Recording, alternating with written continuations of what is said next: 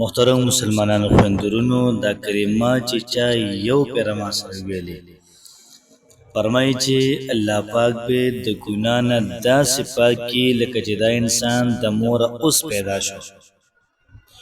نو څومره لوی او څومره ناشنا خبره ده په یو پیره کلماتو سره زمونږ استازو تمام ګناهونه دا محترم الله پاک معاف کوي.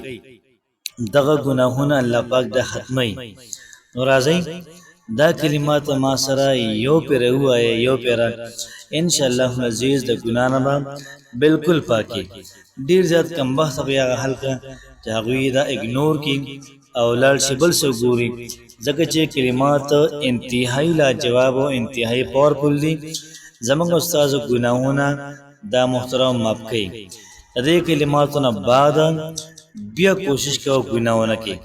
د دې کلماتو نه بعد بیا محترم کوشش کوو چې ته نیکیان وکړې.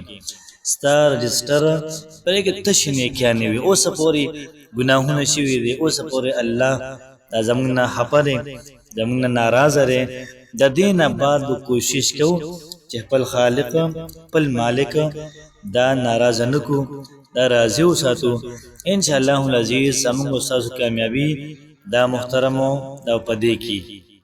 نو ما سره یو پیره تاسو را کلمات د خامخا ووایئ او د ثواب په خاطر باندې مخکې شیر کړئ ځکه چې څومره مسلمانان د اوري هغوی یو پیره وایي نو د هغوی به ګناهونه دا معاف کېږي ورسره به ستا هم ګناهونه معاف کېږي. اللهم مغفرتک اوسع من ذنوبی ورحمتک ارجع عندي من عملی. دا کلمات تاسو ویلې مبارک شي. الله پاک ستا ګناهونه معاف کړي. اور سره پښتو کې وایا اردو کې وایا یا الله پاک نن نه بار زما د ټولو ګناهونو توبه ده او د نن نه بار به زه یو ګناه دا به زه نه کوم، تشې نیکیانې به کوم. استغفر الله ربي من كل ذنب وأتوب إليه. استغفر الله ربي من كل ذنب وأتوب إليه.